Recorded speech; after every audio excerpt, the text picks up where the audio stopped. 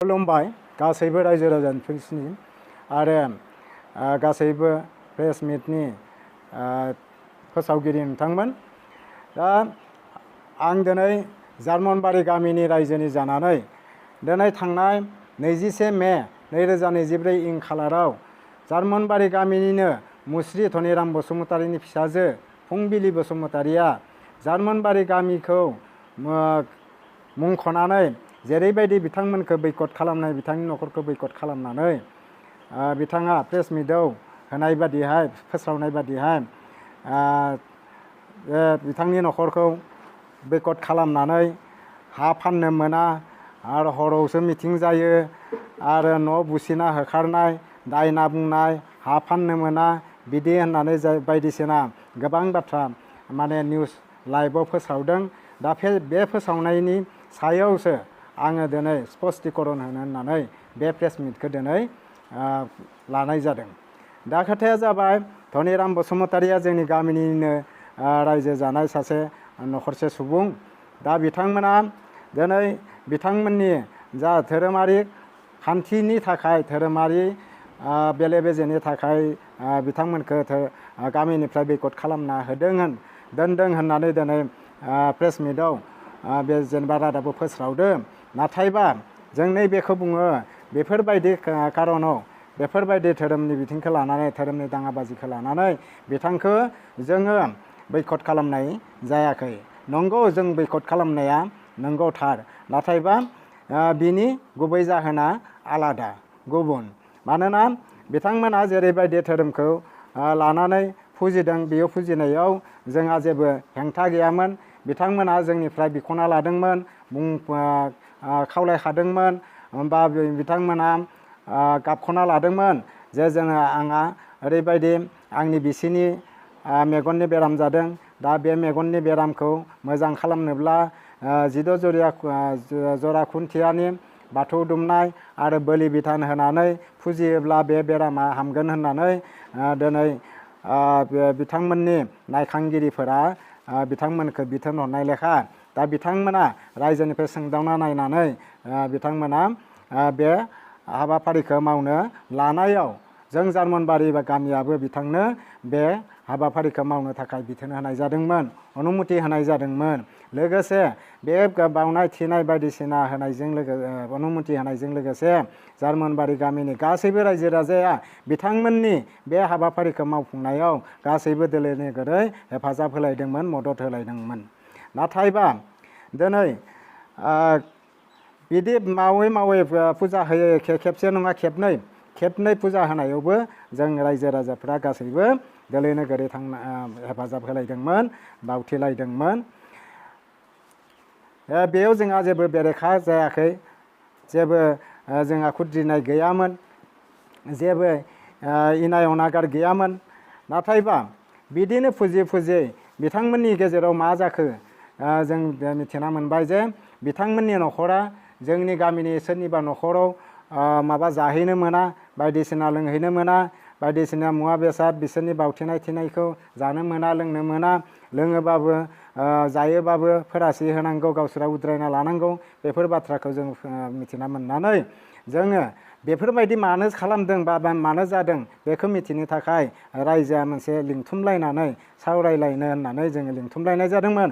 बे लिंथुमलायनायाव बिथां धनिराम बसुमतारीनि बिसि, अब्ला माने बिसाय धनिराम बसुमतारीया न'आव थायामोन, न'आव गैया, गुबुन जायगायाव खामानि मावनो थायोमोन। बे समाव दा बेफोरबायदि जानायखौ खोनानानै जोङो बेफोरबायदि मावनायखौ खोनानानै जोङो थाबैनो बे जेंनाखौ सुस्रांनांगौ होननानै जोङो बै धनिराम बसुमतारीखौ जोङो नेयालासै बे धनिराम बसुमतारीनि बिसि दिदोमस्रि बसुमतारी बेखौ लानानैनो बिनि सायाव जोङो बे सोंनाय हरनाय जादोंमोन। बे सोंनाय हरनाय जानायाव बिथाङा नाथाय बे बाथ्राखौ जेबो जोंनि सोंनायखौ थोंजोङै फिननायखौ होआलासेनो बायदिसिना बाथ्रा बुंनानै जों बायदिसिना खोथा बुंनानै बायदिसिना बाथ्रा दान्थे बिदान्थे जालायदोंमोन। दा बेफोरबायदि दान्थे बिदान्थे जालायनायावनो बिदिनो जोंनि रायजोनि मानसिफोराबो सोरबा सोरबि माने बिदिनो रागा रेगि जानानै गोबां बाथ्रा माने दान्थे बिदान्थे जालायबाय। बेफोरबायदि जानायाव दा दिदोमस्रि बसुमतारिया बिथाङा उनाव थांनानै मा जाखो मा खालामखो जोंहा आफादगिरिखौ बिथाङा आथिंजों सुगैबाय एबा जोबाय। दा आफादगिरिखौनो आथिंजों जोबायबा अब्ला बेसेबां माने मुगैथावना बा बेसेबां लाजिथावना बेसेबां अपमाननि खोथा जाहैबाय। जोंनि गामिनि रायजोनि आफादगिरिखौनो जुदि जोबायबा अब्ला गोबाङानो रागा जोंनानै बिनि सायाव बायदिसिना माने बुनो सुनो इफोरबायदि बायदिसिना खोथा ओंखारलायबाय।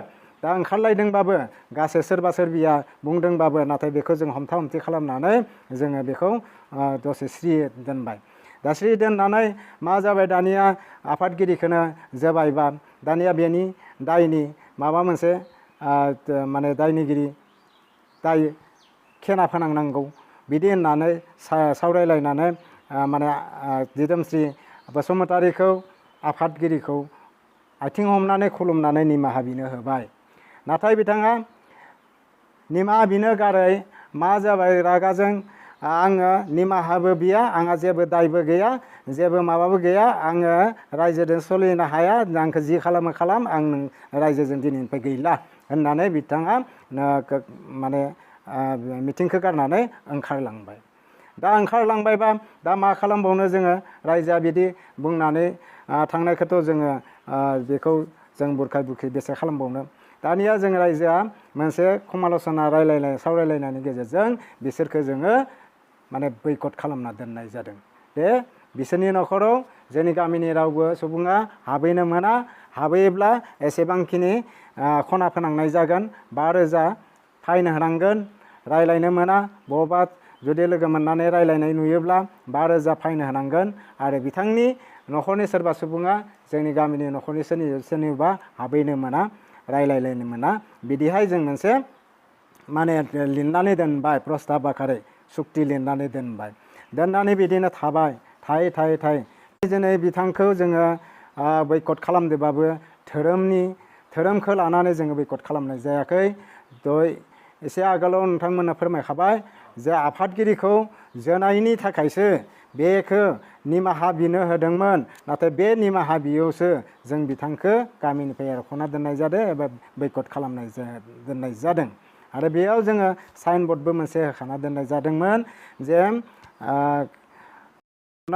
गामि जार्मानबारि गामिनि मुस्रिद कामरा बसुमतारिया गामिनि बारगा बेरेखा खामानि मावनायनि थाखाय बिथांखौ गामिनिफ्राय बयकट खालामना दोननाय जाबाय।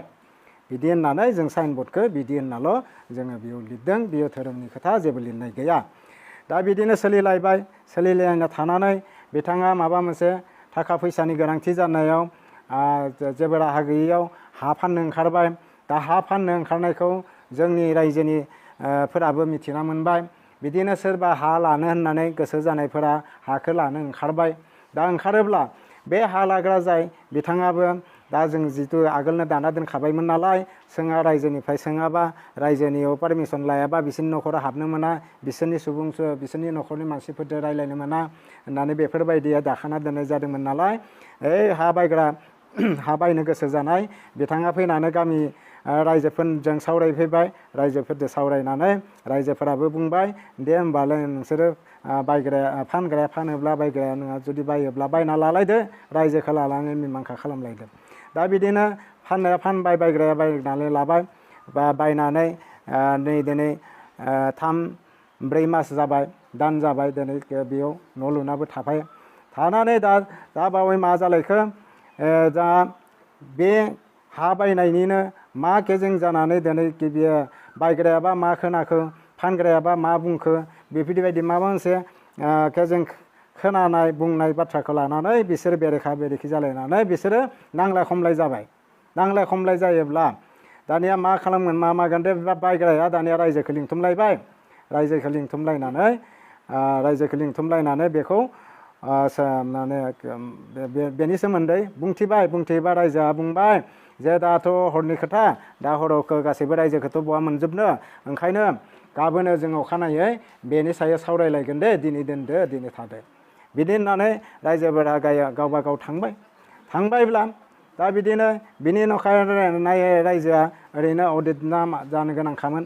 दा अडिटबो जाबाय दोङो दा बेयाव अडिट जाखांनानै जोङो बिथांखौ लिंहरनानै बेनि सोमोन्दै सावरायगोन मोजाङै होननानै जोङो नेनानै दंमोन नाथायबा मा जाबाय बिसोरो बिनि बैखालि थानायाव थांनानै FIR दाखिल हैबाय बे FIR दाखिल हैनायनि जाहोना बेनो जे माने धोरोमनि बेले बेजेनि सायाव माने जार्मनबारि गामिनि सायाव FIR दाखिल हैबाय दा FIR दाखिल हैब्ला बेखौ दानिया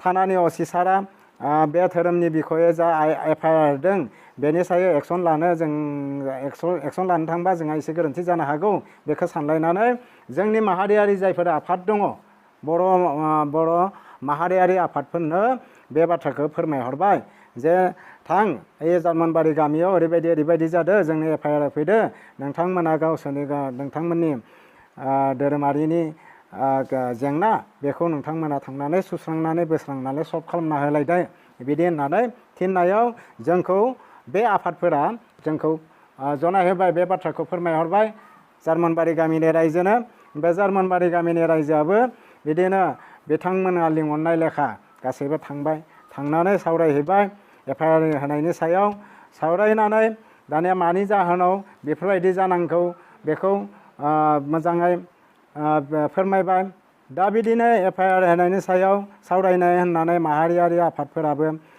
जोंखौ हांख्रायहरोब्ला गासै मोनबा माहारियारि आफाद बर' माहारियारि आफादफोर थाबाय बेनिफ्राय जों जार्मनबारि गामिनि गासैबो रायजोफोरबो थाबाय बेनिफ्राय बे धनिराम बसुमतारी बिनि बिसि दिदोमस्रि बसुमतारी आरो फिसाजोफोर साथाम आरो लोगोसे बिजामादै सासे बिसोरखौ गासैबो ज' खौसे लोगो नांलायनानै बेनि गेजेराव बेनि सोमोन्दै सावरायलायनानै थिरांथा जाबाय मा जे आगोलो जेरैबायदि खोथा बाथ्राखौ लानानै बयकट खालामनाय जादोंमोन दा बेखौ जेनेबा गारनानै गोरोबलायनांगौ जों मिलायनानै थालायनांगौ धोरोमा जिखियानो जायाथों बिसोरदोबो गोरोबलायनानै जोङो सोलिलायनानै था होननानै माहारियारि आफादफोराबो बुंनाय लेखा जोंबो जार्मनबारि गामिनि रायजोफोराबो जेनेबा आगोलनिफ्रायनो बे गंसे गामियावनो रायजो एसेबां गोबाव रायजो जाबोनाय हिसाबै जोंबो बेखौ ना खालामाखैमोन जों नेगासिनो दंखायोमोन माला फैनानै गोरोबफैनो जोंदो गोरोबफैथों होननानै नाथायबा बिनि बिसि दिदोमस्रि बसुमतारियासो जों गेजेर गेजेर बिनि खुगानि बाथ्राखौ बुंनाय खोनायो मा जे रायजोआसो गावनियाव थांनानै आथिं हमनानै निमाहा बिहैनांगौ होननानै बेफोरबायदि बुङो होननानै जों खोनानो मोनो दा बे बिथिङावनो दा बेफोरबायदि माहारियारि आफादफोराबो फोरमायबाय बुजायबाय फोरोंबाय दा बे फोरोंनायखौ लानानैनो गावसोरबो सानलाय हलाय सावरायलायनायनि गेजेरजों बेखालिनि मेलावनो बिथांमोना सिखार मानिना लाबाय जे आङो रायजोजोंनो समाजजोंनो गोरोबलायसिगोन आरो समाजनि जा निति नियम दोङो बेखौनो लानानै सोलिसिगोन आरो नाथायबा आंनो बे बोलिजों फुजिनायखौ आंनो बोसोरथाम समाय होनांगोन होननानै बिथाङा गाबख'ना लादों आरो बे 18 जरा खुन्थियाजों फुजिनाय खान्थिखौनो आं बेखौनो गनायना लानोसै नाथायबा बेयावनो आङो माने बायदिसिना जिब जिबिखौ बोलि होनानै आं फुजिगोन होननानै बिथाङा गाबख'ना लानायाव जों रायजोआबो बेखौबो जेबो दिमत खालामाखै नोङो जिदो खालामो बोलिदो खालामो फुल प्रसाददो खालामो जेदो खालाम माथ्र नोंहा जोंजों गोरोबनोल' नांगौ जोंहा धोरोमजों जोङो धोरोमनि सायाव जेबो जोङो गाखुवा गैया जोङो बेखौ मोना बे धोरोमखौ लानो मोना बे धोरोमखौसो लानांगौ बेफोरबायदियै जोङो बिसोरजों जेबो माने एना एनि गैलाया दा बिदि जानानै गोरोबलायनानै फैनानै न'आव फैनानै बिसोरनि न'आवनो हाबनानै मोजाङै सावरायलायबाय मोजाङै बिदिनो पार्टि पुर्टिबो खालामलायनाय जाबाय बेनिफ्राय लोगोसे जा साइनबर्ड थुदोंमोन बे साइनबर्डखौबो जों बोखारना होनानै बिदिनो थालायबाय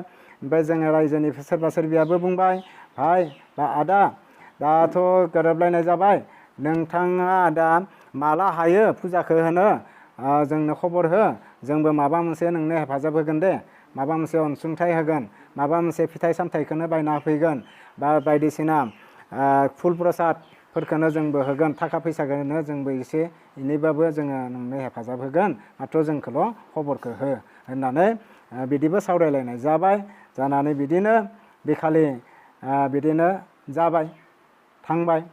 दानिया माहारियारि आफादफोराबो खावलायबाय जे नोंथाङा समाजजों एसेबां बेरेखा जाना थानाङा नोंथाङा जिखौ फुजिनो गोसो बेखौनो फुजि बेयावनो था थेवबाबो समाजजों एसे गोरोबलायनानै नोंथाङा सोलि होननानै माहारियारि आफादफोराबो बिथांखौ खावलायनाय लेखा बिथाङा बैखालि माहारियारिफोरनि जा उपदेश होनाय जा बिथोन होनाय बेखौ गनायनानै दिनै बिथाङा जों समाजजोंनो गोरोबसिगोन जार्मनबारि गामिनि रायजोजोंनो गोरोबनानै थासिगोन आरो जार्मनबारि गामिनि जा धोरोमनि निति दङ बा 18 जरा खुन्थिया जों फुजिनाय खान्थि बिबार खान्थि बे बिबारजों फुजिनाय खान्थि बेयावनो बेखौनो आङो गनायना लागोन बेजोंनो आङो गोरोबसिगोन बेजोंनो थासिगोन नाथायबा आंनो 3 बोसोर बे फुजायावनो आंनो जिब जिबि बोलि बिधान होनायखौ आंनो खाबु होनांगोन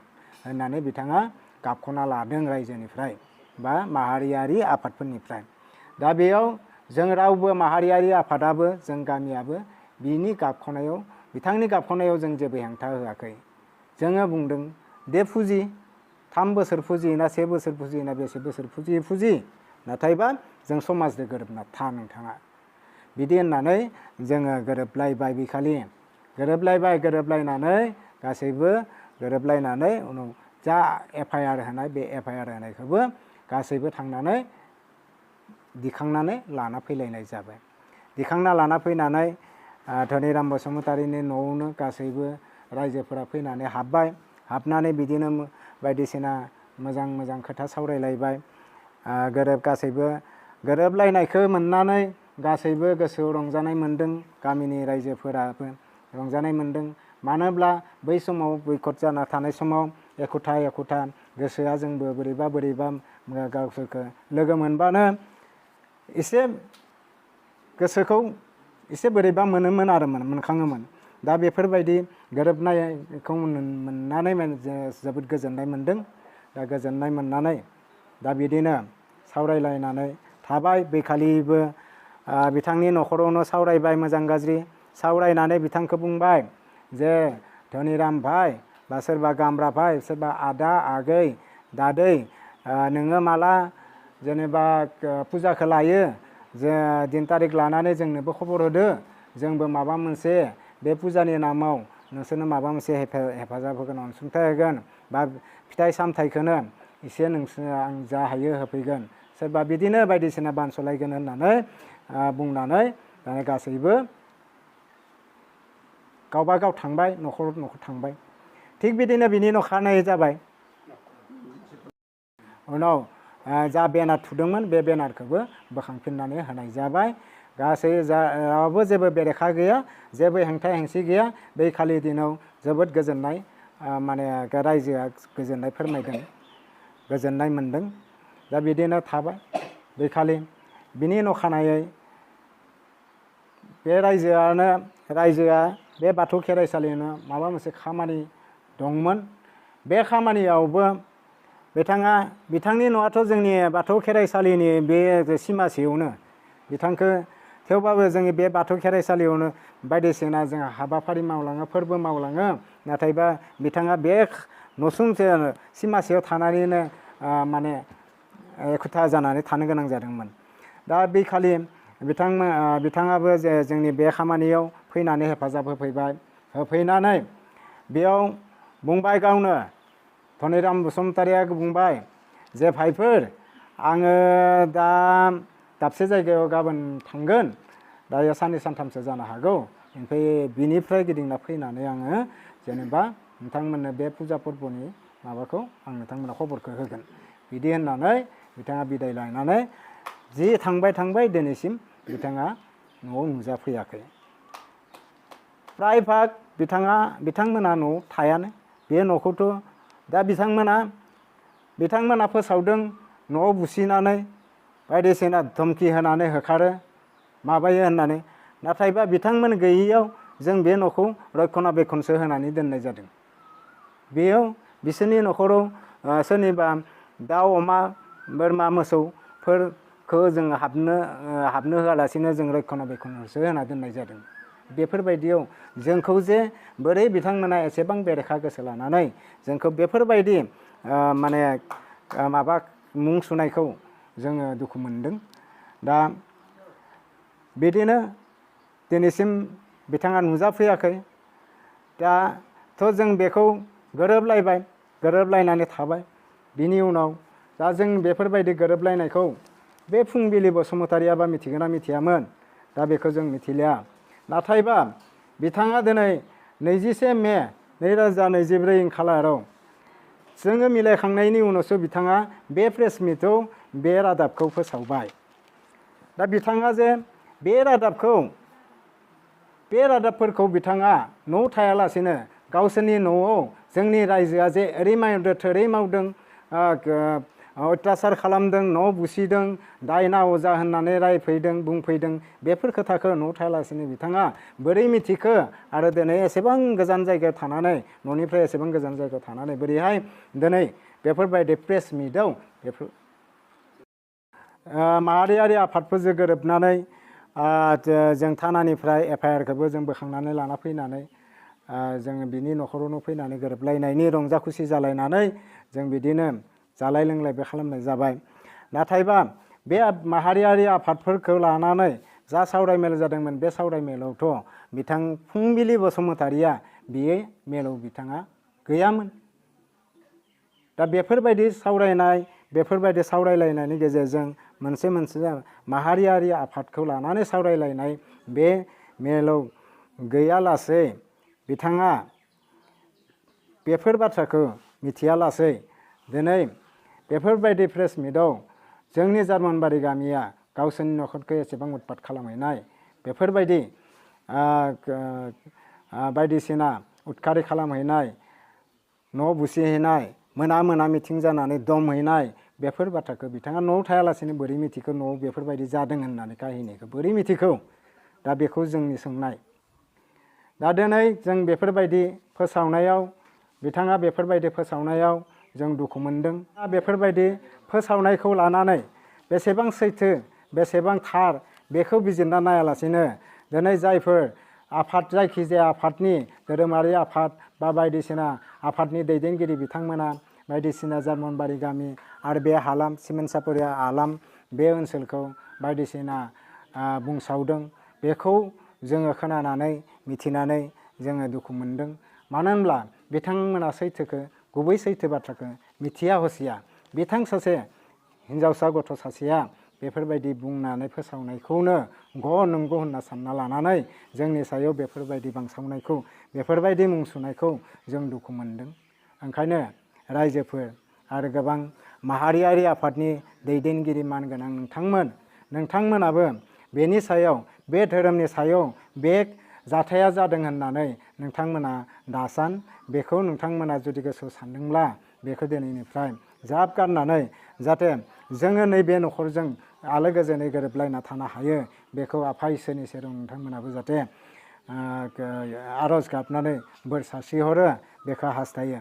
लोगोसेनो जोबथारनायाव आं नैबे बिथां धनिराम बसुमतारिया जा दिनाव बिथाङा रायजोखौ खोथा होनानै दिनै साननै सानथामनि उनाव आं फैफिनगोन, फैनानै आंनि जा मावनो गोनां हाबाफारि बावनाय थिनाय बे हाबाफारिखौ आं मावफुंगोन आरो नोंथांमोननोबो आङो खबरखौ होगोन, खौरांखौ होगोन होननानै जेरै जिदिना ओंखारलांदों बे दिनैसिम नुजाथिफैयाखै, नुफैयाखै, न'आव दिनैसिम फैयाखै। ओंखायनो धनिराम बसुमतारि, दिदोमस्रि बसुमतारि बा बिथांमोननि फिसाजोफोर दङ, बिथांमोनखौ आं गुरैयै रायजोनि जाना खावलायदों। जों दाबो नोंथांमोनजों जोङो जेबो बेरेखा गैया, बयकट खालामना दोनदोंबाबो जोंहाबो गोसोआव गुद गुद जानानै दङ। नोंथांमोनखौ जों बोरैहाय बोजबना लानो हागोन? दा ओंखायनो नोंथांमोना जेरावखि थायाथों मानो फैनानै रायजोजों गोरोबफैनांगौ। आगोल जेरैबायदि सोलिदोंमोन बेफोरबायदि सोलिनांगौ। आं बेखौ दिनैनि प्रेस मिटनि गेजेरजों नोंथांमोनखौ खावलायहरदों, गुरैयै खावलायहरदों। आरो नोंथांमोना बे माहारियारि आफादफोरनि सन्मानखौ रैखा खालामनानै जार्मनबारि गामिनि सन्मानखौ रैखा खालामनानै जाहाथे गोरोबलायनानै सोलिलायो बे गामि गंसेया नखरसे बायदियै गोरोबलायनानै सोलिलायथों सोलिगोन होननानै नोंथाङा जेरावखि थायाथों मानो आं नोंथांखौ खावलाय हरदों सोलिफैनांगौ गोरोबफैनांगौ। दा बायदिसिना निउस पर्टेलाव बायदिसिना फोसावदों आरो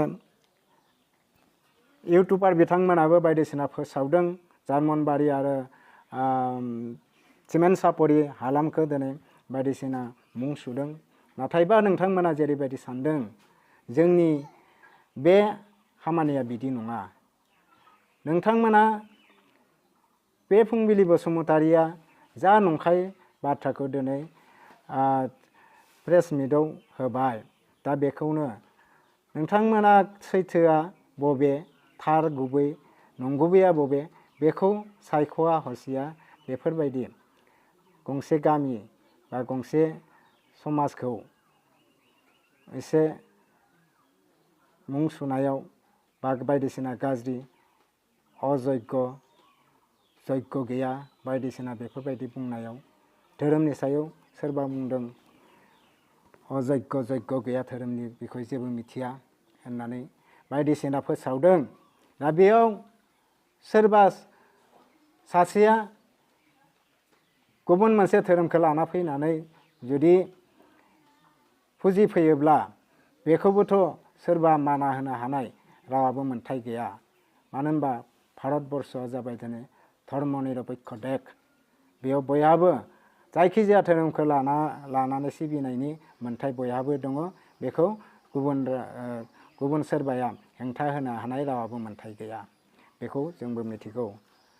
दा अब्लाबो नोंथांमोना जेरैबायदिहाय जों जार्मनबारि गामिखौ जेबो मिथिया जेबो रोङा जेबो जयग गैया बेफोरबायदि बाथ्रा बुंनायाव जोङो दुखु मोनदों।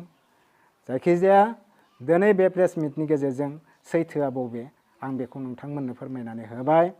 दा बेयाव नोंथांमोना मा सान्दों मा बुजिना मोन्दों बेखौ आं जेबो सानस'हाला। उनाव हयथ' बिदिनो माबा मोनसे बिदिनो ओंखारबावलायगोन। दा जों हास्थाया बे धोरोमखौ लानानैनो बेफोरबायदि एना एनि जालायनानै बेरेखा बेरेखि जालायनानै बयकट खालामलायनायखौ जोंबो हास्थाया जोंबो लुबैया। नाथाय बेयो जों जाखिनि खामानिखौ मावदो बेखौ धोरोमखौ लानानै जों मावाखै बेखौ आङो आगोलावनो बुंबोखाबाय। बेयो गावनि दाय जा मोनसे मावदोंमोन बे दायखौ जोङो निमाहा बिनो थिननायाव बेखौ गनायैनि थाखायसो जों रायजोआ बेफोरबायदि थांखिखौ लानो गोनां बाध्य जादों। दा ओंखायनो रायजोफोर गासैबो माहारियारि आफादनि दैदेनगिरि नोंथांमोननो दिनै आं बे प्रेस मिटनि गेजेरजों जोंनि जार्मनबारि गामिनि नखरसेनि जा बेफोरबायदि जेंना जानानै दङ जा जाथाय जानानै दङ बेखौ आं नोंथांमोननो गुसुङै फोरमायबाय।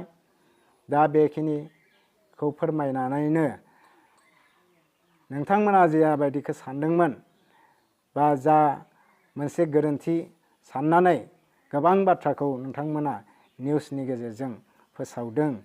दा बेखौबो जाहाथे नोंथांमोना बेखौ नोंथांमोना आरोबाव बेफोरबायदिखौ जाहाथे फोसावनाङा।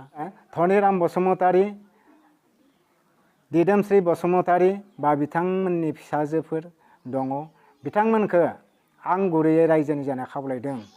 जों दाबो नोंथांमोनजों जोङो जेबो बेरेखा गैया। बयकट खालामना दोनदोंबाबो जोंहाबो गोसोआव गुद गुद जानानै दङ। नोंथांमोनखौ जों बोरैहाय बोजबना लानो हागोन। दा ओंखायनो नोंथांमोना जेरावखि थायाथों मानो फैनानै रायजोजों गोरोबफैनांगौ। आगोल जेरैबायदि सोलिदोंमोन बेफोरबायदि सोलिनांगौ।